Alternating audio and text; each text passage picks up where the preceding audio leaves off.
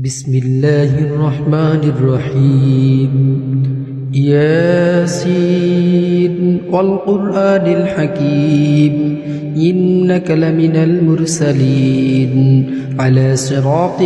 مستقيم تنزيل العزيز الرحيم لتنذر قوما ما أنذر آباؤهم فهم غافلون لقد حق القول على أكثرهم فهم لا يؤمنون إنا جعلنا في أعناقهم أغلالا فهي إلى الأذقان فهم مقمحون وجعلنا من بين أيديهم سدا ومن خلفهم سدا فأغشيناهم فهم لا يبصرون وسواء عليهم أنذرتهم أم لم تنذرهم لا يؤمنون إنما تنذر من اتبع الذكر وخشي الرحمن بالغيب فبشره بمغفرة وأجر كريم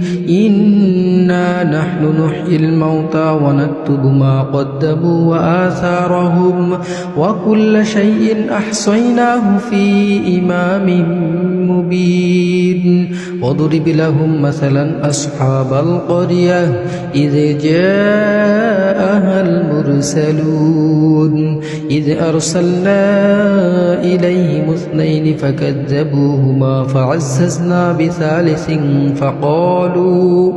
فقالوا إنا إليكم مرسلون قالوا ما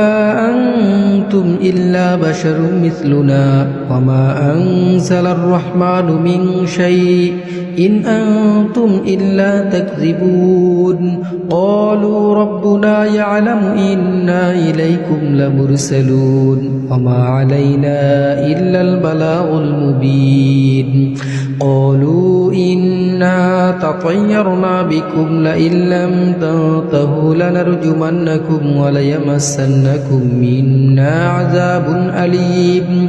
قالوا طائركم معكم أئن ذكرتم بل أنتم قوم مسرفون وجاء من أقصى المدينة رجل يسعى قال يا قوم اتبعوا المرسلين اتبعوا من لا يسألكم أجرا وهم مهتدون وما لي لا أعبد الذي فطرني وإليه ترجعون أأتخذ من دونه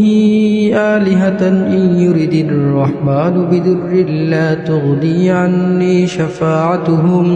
شفاعتهم شيئا ولا ينقذون إني إذا لفي ضلال مبين إني آمنت بربكم فاسمعون قيل ادخل الجنة قال يا ليت قومي يعلمون بما غفر لي ربي وجعلني من المكرمين وما أنزلنا على قومه من بعده من جند من السماء وما كنا منزلين إن كانت إلا صيحة واحدة فإذا هم خامدون يا حسرة على العباد ما يأتيهم من رسول إلا كانوا به يستهزئون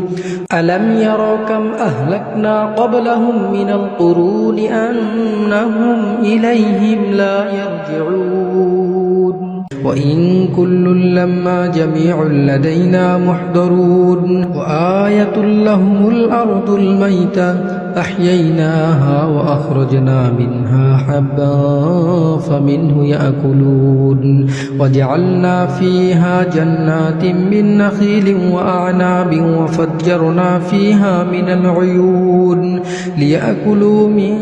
ثمره وما عملته أيديهم أفلا يشكرون سبحان الذي خلق الأزواج كلها مما تنبت الأرض ومن أنفسهم ومما لا يعلمون وآية لهم الليل نسلخ منه النهار فإذا هم مظلمون والشمس تجري لمستقر لها ذلك تقدير العزيز العليم والقمر قدرناه منازل حتى عاد كالعرجون القديم لا الشمس ينبغي لها أن تدرك القمر ولا الليل سابق النهار وكل في فلك يسبحون وآية لهم أنا حملنا ذريتهم في الفلك المشحون وخلقنا لهم من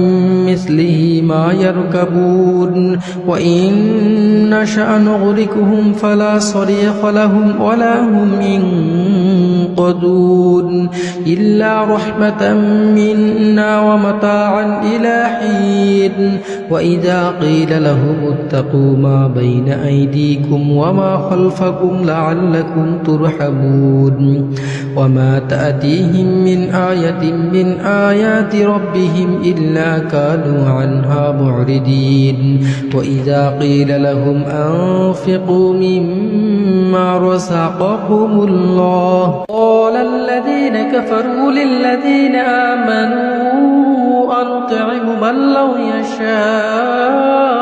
الله أطعمه إن أنتم إلا في ضلال مبين ويقولون متى هذا الوعد إن كنتم صادقين ما ينظرون إلا صيحة واحدة تأخذهم وهم يخصمون فلا يستطيعون توصية ولا إلى أهلهم يرجعون ونفخ في السور فإذا هم من الأجداث إلى ربهم ينسلون قالوا يا ويلنا من بعثنا من مرقدنا هذا ما وعد الرحمن وصدق المرسلون إن كانت إلا صيحة واحدة فإذا هم جميع لدينا محضرون فاليوم لا تظلم نفس شيئا ولا تجزون إلا ما كنتم تعملون إن أصحاب الجنة اليوم في شغل